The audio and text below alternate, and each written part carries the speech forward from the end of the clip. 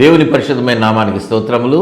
దేవుని యొక్క సన్నిధిలో కర్మేలోజ్ఞ అనేటువంటి మా ఈ ఆధ్యాత్మిక కార్యక్రమంలో ఏకీభవించి దేవుని యొక్క మాటలు వినడానికి, ప్రార్థించడానికి, ఆత్మీయ క్షేమాభివృద్ధిలో ఎదగడానికి ఏకీభవించిన మీ అందరికి కూడా ప్రభునామమున ప్రేమపూర్వకంగా వందనాలు తెలియజేస్తా ఉన్నాం. దేవుడు మిమ్మల్ని అందరినీ బహుగా ఆశీర్వదించును గాక. ఆమేన్. అందరం ఆమేన్ అని చెప్దామా?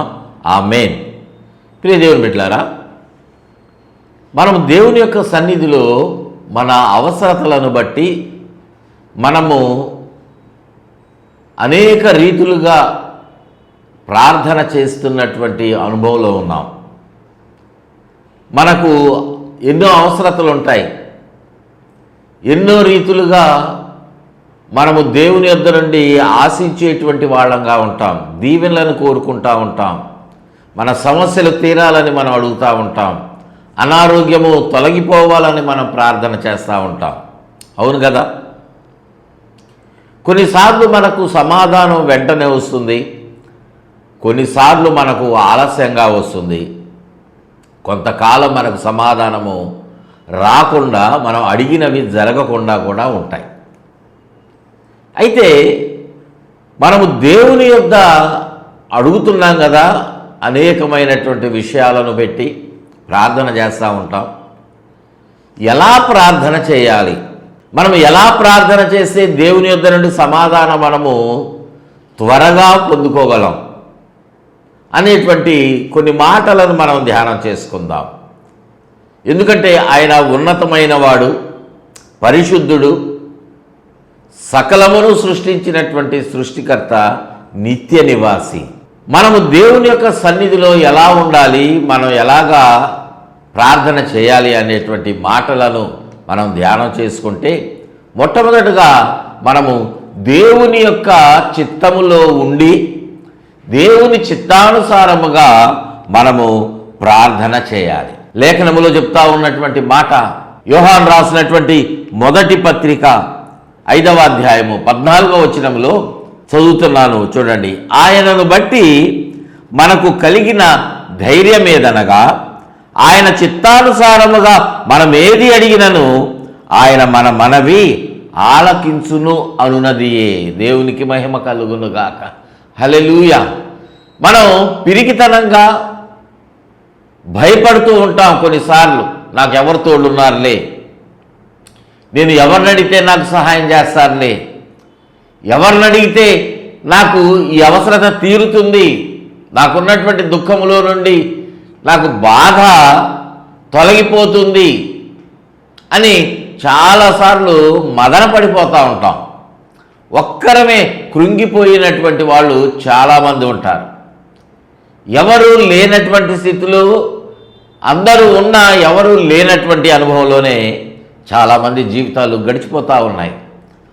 కానీ లేఖనంలో ఇక్కడ పరిశుద్ధాత్మ దేవుడు మనకు బోధిస్తున్నటువంటి ఒక మాట, తెలియజేసినటువంటి ఒక అంశం ఏంటంటే, మనకు ధైర్యం కలుగుతుంది. దేనిని బట్టి అంటే ఆయనను బట్టి. దేవునికి మహిమ కలుగును గాక. హల్లెలూయా. ఆయనను బట్టి, యేసయ్యను బట్టి నీకు నాకు ఏం కలుగుతుందంటే ధైర్యం కలుగుతుంది. అలాంటి సమయంలో మనం ఏం చేయాలి? ఆయన చిత్తానుసారముగా, లేఖనంలో చెప్తున్నటువంటి మాట, ఆయన చిత్తానుసారముగా మనము ఏది అడిగినను ఆయన మన మనవి ఆలకిస్తాడు. దేవునికి మహిమ. హల్లెలూయా, హల్లెలూయా. ఆయన చిత్తానుసారముగా మనం దేవుణ్ణి అడిగేటువంటి వాళ్ళంగా ఉండాలి. అంటే మనము అడిగినటువంటి ఆ అంశము, మనము దేవుని సన్నిధిలో ఏ అంశమైతే పెట్టి ప్రార్థన చేస్తూ ఉన్నామో అది ఆయన మనకు ఇవ్వటానికి ఇష్టపడుతున్నటువంటి వాడుగా ఉండాలి. మనం ఒకవేళ ఇలా ప్రార్థన చేశామనుకోండి, దేవా నాకు అర్జెంటుగా నేను డ్రింక్ చేయాలి, నా దగ్గర డబ్బులు లేవు, మందు తాగాలి, డబ్బులు లేవు, నాకు ఎవరి ద్వారానైనా సహాయం చేయ ప్రభువా, నువ్వే నాకు ఒక మార్గం చూపించు అంటే మనం ప్రార్థన చేసిన ఒక గంటలోపే ఎవడైనా ఇదిగో మందు తాగు అని చెప్పేసి ఒక 500 ఇస్తారా? నువ్వు ఈ పాపం చేయని చెప్పేసి ఆ పాపము చేయటానికి నీ కోరికను తీరుస్తాడా? అది దేవుని చిత్తమా? కాదు కదా. మనకు దేవుడు ఏది అనుగ్రహించాలో అది దేవునికి ఇష్టమైనటువంటిదిగా ఉంటే ఆయన అనుగ్రహిస్తాడు. నీ జీవితాన్ని ఆశీర్వదించడం ఆయనకి ఇష్టము, నీ కుటుంబాన్ని ఆశీర్వదించడం ఆయనకి ఇష్టము, నీకున్నటువంటి అనారోగ్యమును తొలగించడం ఆయనకి ఇష్టము, నువ్వు ఆయనకు మహిమకరంగా జీవించడం కూడా ఆయనకి ఇష్టమే. మార్తా మరియల సహోదరుడైనటువంటి లాజరుకి అనారోగ్యంగా ఉందనేటువంటి ఒక మాట ప్రభువుకి వినిపించింది, తెలియజేశారు. అయ్యా, నువ్వు వస్తే మా తమ్ముడు బ్రతుకుతాడు, మా తమ్ముడికి ఆరోగ్యం కుదుటపడుతుంది, ఒకసారి వచ్చి మా తమ్ముడిని చూడు, తాకు, నువ్వు ఒకసారి ఆ వ్యాధిని గద్దించు అన్నట్లుగా వాళ్ళు కబురు పెట్టారు. కానీ ప్రభువారు వెంటనే వచ్చారా ఆ సంగతి తెలిసి మరి 2 రోజులు అక్కడే ఉండి ఆయన వచ్చేసరికి లాజరు చనిపోయాడు. దానికి లాజర్ని స్వస్థపరచడము దేవుని చిత్తం కాదు అనుకోవద్దు. ఆ టైంకు ప్రభు అక్కడికి రాకపోవడం దేవుని చిత్తం కాదు అనుకోవద్దు. ఎందుకంటే ఇలాంటి సందర్భాలు మన జీవితంలో కూడా జరుగుతూ ఉంటాయి, మనం ఎదుర్కొన్నాం కూడా. చాలామంది అంటారు, నేను ప్రార్థన చేశాను, నాకు సమాధానం రాలేదు. దేవుని బిడ్డలారా, దేవుడు మన ప్రార్థన వింటున్నాడు. ఆయన ఎప్పుడు మనకు సమాధానం తెలియజేయాలో అది ఆయన చిత్తము. అసలు సమాధానం అక్కడ ఇవ్వాలా లేదా, మన జీవితంలో ఆ కార్యాన్ని జరిగించాలా లేదా అనేటువంటిది కూడా ఆయన ఇష్టము. దేవుని నామము మహింపరచబడటానికి అక్కడ ఆలస్యం అనేటువంటిది జరిగింది.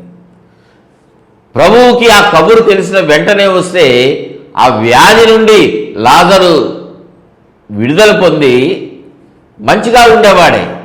కానీ దానికంటే చనిపోయి సమాధి చేయబడి 4 దినములు ఉంచిన తర్వాత ప్రభు సమాధి దగ్గరకు వెళ్ళి ఆ రాయి తొలగించి ఎప్పుడైతే లాజరు పిలిచారో లాజరు బయటికి రా అని, అప్పుడు లాజరు బయటకు వస్తే అది దేవునికి ఇంకా మహిమ కదా. దేవునికి సమస్తము తెలుసు, ఎప్పుడు ఏది జరిగించాలో, ఏ సమయంలో జరిగించాలో ఆయన ఎరిగినవాడు, ఆయన చిత్తం అది. దేవుడు తన కార్యాన్ని జరిగించడం ఆయన చిత్తము. మనం ఎలా అడగాలో, ఏ సమయంలో అడగాలో కూడా దేవుని యొక్క చిత్తమును బట్టి మనం ప్రార్థన చేయాలి. ప్రభువా, నీ చిత్త ప్రకారంగా నాకు అనుగ్రహించయ్యా, నీ చిత్తమైతే నా జీవితంలో ఈ అప్పులు తొలగించు, నీ చిత్తమైతే నన్ను బ్రతికించు, నన్ను నడిపించు అని నీ చిత్తమని దేవునికి మనము సమర్పించుకుంటే దేవుడు తన చిత్తమును నీ జీవితంలో, నా జీవితంలో తప్పక నెరవేరుస్తాడు. దేవునికి స్తోత్రం చెల్లిద్దాం. హల్లెలూయా. మనం ఎలా ప్రార్థన చేయాలి అంటే, మొట్టమొదటిగా పరిశుద్ధాత్మ దేవుడు మనకు బోధించినది ఆయన చిత్తానుసారముగా. దేవునికి మహిమ కలుగునుగాక. హల్లెలూయా, హల్లెలూయా. రెండవదిగా మనము చూసినట్లయితే మనలను మనము తగ్గించుకొని ప్రార్థన చేయాలి. విన్నారా ఈ మాట? తగ్గించుకొని ప్రార్థన చేయాలి. నాకు ఆస్తి ఉంది, నాకు లక్షల రూపాయల జీతం వస్తుంది, కోట్ల రూపాయలు నాకు సంవత్సరానికి ఇన్కమ్ వస్తుంది, ఆదాయం ఉంటుంది, ఒక మంచి ఇల్లుంది, ఒక మంచి కారు ఉంది, నాకు కారు ఉంది, నా భార్యకు ఉంది, నా బిడ్డలకు మంచి బైక్ ఉంది, మాకేం కొదువు లేదు. మేము అలా చిటికేస్తే పనులు వస్తూ ఉంటారు. ఆఫీస్ స్టాఫ్ ఉన్నారు, మేము అసలు కాలు మీద కాలు వేసుకొని కూర్చోవచ్చండి, అసలు కష్టపడాల్సినటువంటి పని లేదు. మా బిడ్డలు ఇంకా తర్వాత 2-3 తరాలు కదలకుండా కూర్చొని తిన్నా తరగని ఆస్తి ఉంది అని అనుకోవద్దు. నేను ప్రార్థన చేయటం ఏంటి అనుకోవద్దు. ప్రియ దేవుని బిడ్డలారా, నువ్వు ప్రార్థన చేయటం మాత్రమే కాదు, ఎలా ప్రార్థన చేయాలంటే తగ్గించుకొని ప్రార్థన చేయాలి. నువ్వు తగ్గించుకొని ప్రార్థన చేయాలి. చూడండి, లేఖనంలో చూసినట్లయితే 2వ దినవృత్తాంతముల గ్రంథము 7వ అధ్యాయం 14వ వచనంలో అక్కడ నా పేరు పెట్టబడిన నా జనులు, మనమందరం ఎవరి జనులు? ఎవరి యొక్క సంతానంగా ఎవరి బిడ్డలంగా ఉన్నాం? దేవుడు అంటున్నాడు, నా పేరు పట్టబడినటువంటి నా జనులు. నువ్వు క్రైస్తవుడివా, హిందువా, ముస్లిమా, బౌద్ధ మతానికి చెందినటువంటి వాడవా, ఇవన్నీ దేవుడు అంటలా. నా జనులు, మనమందరం దేవుని చేత సృష్టించబడిన వాళ్ళం. దేవుని యొక్క చిత్తములో మనము ఈ లోకములోనికి వచ్చినటువంటి వాళ్ళం కదా. ఆయన బిడ్డల మనము రక్షించబడినా రక్షించబడకపోయినా, ప్రభువుని ప్రేమించినా ప్రేమించకపోతున్నా మనం అందరం ఆయన బిడ్డలమే. ఎందుకంటే ఆయన మన అందరి కొరకు తన రక్తాన్ని సిలువలో గాయములు పొంది చిందించాడు. దేవునికి మహిమ కలుగును గాక. హల్లెలూయా. నా పేరు పెట్టబడినటువంటి నా జనులు తమ్మును తాము తగ్గించుకొని ప్రార్థన చేసి, దేవునికి మహిమ కలుగును గాక. హల్లెలూయా, హల్లెలూయా. నా పేరు పెట్టబడినటువంటి నా జనులు తమ్మును తాము తగ్గించుకొని ప్రార్థన చేయాలి. ఇంకా తర్వాత చాలా అంశాలు ఆ వచనంలోనే వ్రాయబడి ఉన్నాయి. మనం వాటన్నిటిని ధ్యానం చేసుకోవడానికి సమయం లేదు కాబట్టి నేను క్లుప్తంగా ఈ తగ్గించుకునే అనేటువంటి మాట మాత్రమే చెప్పి ముందుకు వెళ్తాను. మనం తగ్గించుకోవాలి, హెచ్చించుకోవద్దు. నిన్ను నువ్వు హెచ్చించుకొని ప్రార్థన చేస్తున్నావేమో కదా, మనసులో ఆలోచనల్లో నిన్ను నువ్వు ఎక్కడ హెచ్చించుకోవద్దు. దేవుడు నీకంటే ఉన్నతమైన వాడు. ఆయన దగ్గర నిలబడటానికే నీకు నాకు అర్హత లేదు. అర్హత లేనటువంటి మనలను మనకు దేవుడు సహాయం చేయటానికి ఆయన దిగి వచ్చాడు కదా. ఏమాత్రం యోగ్యత లేనటువంటి మనలను, పరిశుద్ధత లేనటువంటి నిన్ను నన్ను తన కృప చూపించి, ప్రేమ చూపించి, తను గాయము పొంది ఆ గాయముల నుండి స్రవించినటువంటి ఆ రక్తము ద్వారా నీకు నాకు విమోచన కలుగజేయటానికి ఆయన తగ్గించుకుని వచ్చాడు. నువ్వు తగ్గించుకోవడానికి ఏమైంది? నీ తలంపులో కూడా నువ్వు హెచ్చించుకోవద్దు. నువ్వు ఎంత గొప్పవాడిగా ఉన్నా నువ్వు హెచ్చించుకోవద్దు. ప్రియ దేవుని బిడ్డలారా, మోషే ఇంజనీరింగ్ చేసినా, ఉన్నతమైనటువంటి చదువులు చదివినా దేవుని సన్నిధిలో సాత్వికముగా ఉన్నాడు, తగ్గించుకొని జీవించాడు. ప్రియ దేవుని బిడ్డలారా, మనము తగ్గించుకొని ప్రార్థన చేయాలి. దేవుడు తప్పకుండా నీ ప్రార్థన విని నీ ప్రార్థనకు సమాధానాన్ని దయచేస్తాడు. దేవునికి మహిమ కలుగును గాక. హల్లెలూయా, హల్లెలూయా. మరొక మాట, మనం ఎలా ప్రార్థన చేయాలంటే యెషయా ప్రవక్త ద్వారా తెలియజేస్తున్నటువంటి మాట, కన్నీరు విడుస్తూ ప్రార్థన చేయాలంట. ఎలా ప్రార్థన చేయాలండి? మనము కన్నీరు విడుస్తూ.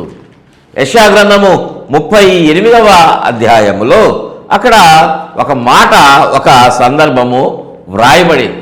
యెషయాకు ప్రత్యక్షమై ఏం చెప్పన్నాడంటే ప్రవక్త ద్వారా హిజ్కియాకు దేవుడు, నువ్వు మరణమవుతున్నావు కనుక నీ ఇల్లు చక్కబెట్టుకో. విన్నారా ఈ మాట? ప్రవక్త వచ్చి అంటున్నాడు రాజుతోటి, నువ్వు మరణమవుతున్నావు, నీ ఇల్లు చక్కబెట్టుకో అని చెప్పాడు. నువ్వు చనిపోతావు, నువ్వు నీ ఇల్లు చక్కబెట్టుకో అంటే యెషయా చెప్పినటువంటి మాట విన్న హిజ్కియా గుండె ఆగినంత పని అయిపోయింది. అవును కదా, నీకు నష్టం వస్తుందంటే మనం ఏదో కొంత తట్టుకోగలమేమో. నీకు నీ కుటుంబంలో ఫలానా భయంకరమైనటువంటి శోధన వస్తుంది అంటే ఏంటి ప్రభువా నువ్వు అనుకోవచ్చేమో. కానీ నువ్వు చనిపోబోతా ఉన్నావు, నువ్వు మరణం అయిపోతా ఉన్నావు, నీ ఇల్లు చక్కబెట్టుకో అంటే తట్టుకోగలమా? మనం తట్టుకోగలమా? వచ్చే నెలలో నీ యొక్క ఉద్యోగం నుండి నువ్వు సస్పెండ్ అవుతావంటే మనం అసలు తట్టుకోలేము. మన పిల్లల భవిష్యత్తు నాశనం కాబోతుందంటే మనం తట్టుకోలేము. అలాంటిది నువ్వు చనిపోతావంటే ఎవరు తట్టుకోగలరు? అందుట్లో రాజుగా ఉన్నటువంటి వ్యక్తి, అధికారం కలిగిన వాడు, సమస్తమును కలిగినటువంటి వాడు ఆ మాట విని తట్టుకోలేకపోతా ఉన్నాడు. ఏం చేశాడు అంటే హిజ్కియా అక్కడ వ్రాయబడినటువంటి మాట 3వ వచనంలో తెలియచేయబడింది. యథార్థ హృదయముతోటి గోడ వైపు తన ముఖాన్ని తిప్పుకొని దేవుని సన్నిధిలో ఏం చేస్తా ఉన్నాడంటే ప్రార్థన చేస్తా ఉన్నాడు. ఎలాంటి ప్రార్థన చేస్తున్నాడు? హిజ్కియా చేస్తున్నటువంటి ప్రార్థన ఎలా ఉంది? అందులో ఒక్క మాట మనం చూసినట్లయితే, హిజ్కియా కన్నీళ్లు విడుచుచు యెహోవాను ప్రార్థింపగా. దేవునికి మహిమ కలుగునుగాక. హల్లెలూయా, హల్లెలూయా.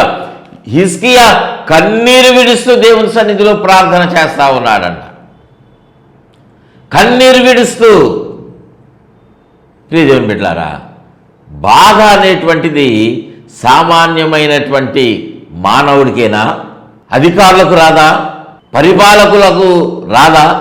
ఉన్నతమైనటువంటి స్థలములో ఉన్నటువంటి ఉన్నత సింహాసనం మీద ఉన్నటువంటి, లోకరీతిగా ఉన్నత సింహాసనం మీద పరిపాలన చేస్తున్నటువంటి ధైర్యం కలిగినటువంటి ఒక రాజుకి రాదా? కోటాను కోట్ల డబ్బులు ఉన్నటువంటి వానికి రాదా? అంటే ఎవరికైనా వస్తుంది. దుఃఖము రావచ్చు. అయితే ఆ మనసుకు కలిగినటువంటి ఆ గాయము, జరగబోతున్నటువంటి ఆ యొక్క కార్యాలను తలచుకొని హిజ్కియాకు దుఃఖమాగల. మానవులందరికీ కష్టం వస్తే కన్నీళ్ళు వస్తూ ఉంటాయి. మనం మాట్లాడుతుంటేనే కన్నీళ్ళు వస్తూ ఉంటాయి. మన బాధ ఎవరికి చెప్పుకున్నా ఏడుస్తా చెప్పుకుంటాం కదా. ఏ చిన్న బాధ అయినా మనం తట్టుకోగలమేమో, కొంచెం పెద్ద బాధ అయితే తట్టుకోలేము. మనం ఆటోమేటిక్గా ఏడుస్తూ ఉంటాం. అటువంటిది నువ్వు చనిపోతున్నావు హిజ్కియా అంటే సంతోషపడతాడా? ఎవరి దగ్గరైనా విచారిస్తే ప్రయోజనమా? ఉపయోగం లేదు కదా. దేవుని యొక్క ప్రతినిధిగా ప్రవక్త చెప్పినప్పుడు అది జరుగుతుందనేటువంటి భయము రాజుకు వచ్చేసింది. వెంటనే ప్రార్థన చేస్తూ ఉన్నాడు. కన్నీరు విడుస్తా ప్రార్థన చేశాడు. దేవునికి మహిమ కలుగునుగాక. హల్లెలూయా, హల్లెలూయా. హిజ్కియా కన్నీళ్లు విడుస్తూ ప్రార్థించాడు. హిజ్కియా కన్నీరు విడిచి ప్రార్థిస్తున్నప్పుడే దేవుని యొక్క వాక్కు యెషయా ప్రవక్తకు ప్రత్యక్షమై తెలియజేస్తా ఉన్నాడు. హిజ్కియా, నీ ప్రార్థన నేను ఆలకించాను, నీ కన్నీరు నేను చూశానని నువ్వు వెళ్ళి, యెషయా నువ్వు వెళ్ళి రాజుకు తెలియచేయి. నీకు నేను మరలా 15 సంవత్సరముల ఆయుష్ని ఇస్తున్నాను. దేవుడు మాట్లాడాడు. ప్రియ దేవుని బిడ్డలారా, ఎలా ప్రార్థన చేశాడు? కన్నీరు విడుస్తూ. ప్రియ దేవుని బిడ్డలారా, నువ్వు ప్రార్థన చేస్తూ ఉన్నావు. నీకున్నటువంటి సమస్యలు చాలా ఉన్నాయి. కొన్నిసార్లు నువ్వు ఎలాంటి స్థితిలోకి వెళ్ళిపోతున్నావంటే, నాకు ఈ బాధ తీరకపోతే నెక్స్ట్ నేను ఇంకా సూసైడ్ చేసుకోవటమే, నాకు వేరే దారి అనేటువంటిది లేదని చాలా చాలా దుఃఖపడతా ఉన్నావు. ప్రియ సహోదరుడా, ప్రియ సహోదరి, నీకున్నటువంటి ఆర్థిక ఇబ్బందులను బట్టి నువ్వు ఇలాంటి ఆలోచన నీకు కలుగుతూ ఉండొచ్చేమో. నీకున్నటువంటి అనారోగ్యము నుండి స్వస్థత నీకు కలగకపోతే ఎంతకాలం ఇలాగ నేను బెడ్ మీద ఉండాలి, ఇన్ని మందులు వాడుతున్నా నాకు విడుదల కలగటం లేదు, స్వస్థత రావటం లేదు, ఎంతకాలం ఈ బాధ అని నువ్వు అనుకుంటూ కూడా ఉండొచ్చు. ప్రియ యవ్వన బిడ్డ, నాకు వివాహం కావటం లేదేంటని యవ్వనస్తులు, ప్రాముఖ్యంగా యూత్ గర్ల్స్ దుఃఖపడతా ఉన్నారు నేటి దినాల్లో. ఎలాంటి భర్త వస్తాడో, ఎలాంటి అలవాట్లు ఉన్నటువంటి వాడు వస్తాడో, నా జీవితం ఏంటి అని అనేక మంది యవ్వన బిడ్డలు, యవ్వనస్తురాండ్రు బాధపడతా ఉన్నారు. మీరు దుఃఖపడొద్దు. మీకున్నటువంటి సమస్యను బట్టి దుఃఖపడొద్దు. దేవుడు ఆ దుఃఖం నుంచి విడుదల కలుగు చేసేవాడుగా ఉన్నాడు. నువ్వైతే కన్నీటితోటి ఆయన పాదాలు కడగండి, ఆయన పాదాలు పట్టుకోండి, యేసయ్య పాదాలు పట్టుకొని మీరు కడగండి. దేవుని సన్నిధిలో కన్నీరు విడిచి ప్రార్థన చేయండి. మీరు మొక్కుబడిగా ప్రార్థన చేయొద్దు. నీకు ₹1,00,000 కానుకిస్తానయ్యా నాకు ఈ సమస్య తీస్తే అని ప్రార్థన చేయొద్దు. ఆయనకి ₹1,00,000 తక్కువ, ఆయన ఇస్తేనే నీకు ఆ ₹1,00,000 వచ్చింది అన్నటువంటి సంగతి గుర్తుపెట్టుకో. నేను చాలా బంగారం దేవునికి ఇస్తా, కొన్ని లక్షలు ఖరీదు చేసేటువంటి స్థలాలు నాకున్నాయి, వాటిలో ఒక స్థలం అమ్మేసి ఇస్తా, నాకు ఈ కార్యం చేయని మొక్కోవద్దు. నువ్వు ఇచ్చేటువంటి ధనము కంటే నీ కన్నీరు చాలా విలువైనది. హిజ్కియా కన్నీటితోటి తన హృదయమును దేవుని యొక్క సన్నిధిలో కృమ్మరించి ప్రార్థన చేస్తే దేవుడు సమాధానాన్ని ఇచ్చాడు. దేవునికి మహిమ కలుగునుగాక. హల్లెలూయా. 4వదిగా మనం చూస్తే దానియేలు గ్రంథము 9వ అధ్యాయములో 19వ వచనంలో అక్కడ దానియేలు ఏం చేస్తున్నాడంటే ప్రార్థన చేస్తా ఉన్నాడు. ప్రభువా ఆలకింపుము, ప్రభువా క్షమింపుము, ప్రభువా ఆలస్యము చేయక చెవియొగ్గి నా మనవి చిత్తగింపుము. నా దేవ, ఈ పట్టణమును ఈ జనమును నీ పేరు పెట్టబడినవే, నీ ఘనతను బట్టి నా ప్రార్థన వినుమని వేడుకొన్నాడంట. దేవునికి మహిమ కలుగునుగాక. హల్లెలూయా, హల్లెలూయా. బ్రతిమలాడుతున్నాడండి దానియేలు. దేవుని గొప్పతనాన్ని చెప్తా ఉన్నాడు. దేవుని యొక్క మహత్త ఎలాంటిదో, ఆయన గుణమేంటి, క్షమించేటువంటి గుణం ఉంది కదా, ఆ లక్షణం ఉన్నది కదా, అధికారం ఉన్నది కదా. కాబట్టి ప్రభువా నన్ను క్షమించు నాయన, ఈ ప్రజలందరూ నీ పేరు పెట్టబడిన వాళ్ళే, నీ బిడ్డలే, వారిని క్షమించు, ఆలస్యం చేయొద్దు నాయన, ఆలస్యం చేయకుండా నా మనవికి చెవియొగ్గు, నా మనవి ఆలకించు, ఈ పట్టణమును ఈ యొక్క జనము నీ పేరు పెట్టబడినవే కాబట్టి నీ కార్యం చేయనాయన అని దేవుని బ్రతిమలాడుతా ఉన్నాడు. మనం ఎంతసేపు చేస్తున్నాం? మన అవసరతలను బట్టి, మీకు అవసరాలు ఉన్నాయి, నాకు అవసరం ఉంది, మంచిదే, అవసరాలు తీర్చగలిగినటువంటి దేవుడు కూడా మనకున్నాడు. ఈ మాట గుర్తుపెట్టుకోండి. నీ అవసరము ఎంత పెద్దదైనా, ఎంత నీకున్నటువంటి సమస్య ఎంత బలమైనటువంటి దుర్గంగా ఉన్నా, బలమైన కోటగా ఉన్నా, ఒక పెద్ద ఎర్ర సముద్రములాగా నీ ముందు ప్రవహిస్తా ఉన్నా, ప్రియ దేవుని బిడ్డలారా, వాటిని చూసి సముద్రం యొక్క ఘోష విని భయపడతాం మనం. అలలు ఉవ్వెత్తున ఎగసిపడతా ఉంటాయి. 10 అడుగులు, 20 అడుగులు, 30 అడుగులు అంత ఎత్తున లేసి పడతా ఉంటే, పగలు సముద్రం దగ్గరికి వెళ్తే మనం ధైర్యంగా ఉండొచ్చేమో. రాత్రి సమయమున మనం సముద్రం దగ్గరికి వెళితే, తుఫాను సమయమున సముద్రం దగ్గరికి మనం వెళితే భరించలేం భయాన్ని, అంత శబ్దము. ప్రియ దేవుని బిడ్డలారా, అటువంటి భయంకరమైనటువంటి పరిస్థితుల్లో ఉండొచ్చేమో. ఎర్ర సముద్రం ముందున్నటువంటి ఇశ్రాయేలీయులు వెళ్ళటానికి మార్గం లేక మేము చనిపోతామేమో అనుకున్నటువంటి పరిస్థితులు ఉంటే దేవుడు సముద్రాన్ని 2 పాయలు చేశాడు కదా. ఆరిన నేల మీద నడిపించినట్లు వారిని నడిపించిన దేవుడు నీకు సహాయం చేయడా? నువ్వు బ్రతిమలాడు, దేవుని బ్రతిమలాడి నువ్వు ప్రార్థన చేయి, దేవుడు తప్పక నీకు సమాధానం ఇస్తాడు. దేవునికి మహిమ కలుగునుగాక. హల్లెలూయా. మరొక మాట చూసినట్లయితే యోబు గ్రంథము 27వ అధ్యాయంలో 10వ వచనంలో అక్కడ అంటున్నాడు, వాడు అన్ని విషయములలో దేవునికి ప్రార్థన చేయునా? క్వశ్చన్ మార్క్ ఉంది. అన్ని విషయంలో ప్రార్థన చేస్తా అంటే ప్రార్థన చేస్తాడు. మనం ఎలా ఉండాలంటే అన్ని విషయాలలో ప్రార్థన చేసేటువంటి వాళ్ళంగా ఉండాలంటే ప్రార్థన చేసే వాళ్ళంగా ఉండాలి. అంత మాత్రమే కాదు, మనకు లేఖనం చెప్తున్నటువంటి మాట, మనము నిలకడగా ప్రార్థన చేయాలి. కొలసీలకు రాసినటువంటి పత్రిక 4వ అధ్యాయము 2వ వచనంలో అక్కడ వ్రాయబడింది, ప్రార్థన యందు నిలకడగా ఉండండి. ప్రార్థనలో మనం ఎలా ఉండాలి? నిలకడతనం ఉండాలి. దేవుని మీద మన మనసుని ఆనుకున్నటువంటి రీతిగా ఉండాలి. ప్రార్థన చేస్తా 1 నిమిషం ప్రార్థన చేసి 1 నిమిషం చుట్టూ కన్నులు తెరిచి చూస్తే ఉపయోగం లేదు. ప్రక్కకి చూస్తే నీ తలంపులను ప్రక్కకి వెళితే, నీ మనసును దేవుని మీద పెట్టకుండా పక్కకు వెళితే ఉపయోగం లేదు, నువ్వు ప్రార్థన చేయలేవు. ప్రార్థన సమయంలో నువ్వు ఎలా ఉండాలి? ప్రార్థనలో ఎలా ఉండాలంటే నిలకడగా నువ్వు దేవుని మీద ఆనుకున్నటువంటి అనుభవం నువ్వు కలిగి ఉండాలి. చివరిగా మరొక మాట చూస్తే యాకోబు రాసిన పత్రిక 5వ అధ్యాయం 15వ వచనంలో అక్కడ ఏలియాను గురించి దేవుడు తెలియజేస్తుంటున్నాడు. ఏలియా ఆసక్తిగా ప్రార్థన చేస్తే 3.5 సంవత్సరాలు వర్షం కురవలేదు. 3.5 సంవత్సరాలు మళ్ళీ వర్షం కురవటానికి ఆసక్తిగా ప్రార్థన చేశాడు. దేవునికి మహిమ కలుగునుగాక. హల్లెలూయా, హల్లెలూయా. నువ్వు ఆసక్తిగా ప్రార్థన చేస్తే నీ కార్యాలు దేవుడు ఎలాంటివైనా జరిగించడానికి ఆయన సిద్ధంగా ఉన్నాడు.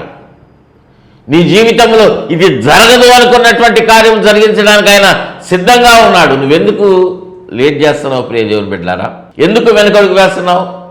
ఆసక్తి చూపించట్లా. నేటి దినాల్లో ప్రార్థన చేయాలంటే ఆసక్తి చూపించడంలా, మందిరానికి వెళ్ళడానికి ఆసక్తి చూపించడంలా, దేవుని యొక్క మాట ఆయన వర్తమానం వినడానికి ఇంట్రెస్ట్ లేదండి, ఆసక్తి లేదు.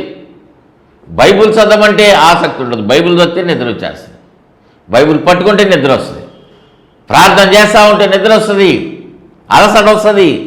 దేవుని సన్నిధిలో నువ్వు ఎప్పుడు చేస్తున్నావు ప్రార్థన? ఎలా చేస్తున్నావు? నువ్వు ఆసక్తిగా చేస్తున్నావా? దేవుడు నీ జీవితంలో ఒక ఊహించని మేలు జరిగించడానికి సిద్ధంగా ఉన్నాడు, గొప్ప ఆశీర్వాదాలు విడుదల చేయడానికి సిద్ధంగా ఉన్నాడు. ఆసక్తిగా ప్రార్థన చేయి. ప్రియ దేవుని బిడ్డలారా, నువ్వు దేవుని చిత్తానుసారముగా ప్రార్థన చేయాలి, తగ్గించుకొని ప్రార్థన చేయాలి, కన్నీళ్లు విడుస్తూ ప్రార్థన చేయాలి, బ్రతిమలాడుతూ ప్రార్థన చేస్తే అన్ని సమయాలలో అన్ని విషయాలలో నిలకడగా ఉంటూ, ప్రార్థనలో నిలకడగా ఉంటూ ఆసక్తిగా ప్రార్థన చేయి. దేవుడు నీకు సమాధానాన్ని శీఘ్రముగా అనుగ్రహిస్తాడు. అటువంటి కృప పరిశుద్ధాత్మ దేవుడు మనకందరికీ దయచేయునుగాక. చిన్న మాట ప్రార్థన చేసుకుందామండి. ఆసక్తిగా ప్రార్థన చేద్దాం. ప్రేమ కలిగిన తండ్రి, పరిశుద్ధుడా, మీకు వందనాలు నాయన.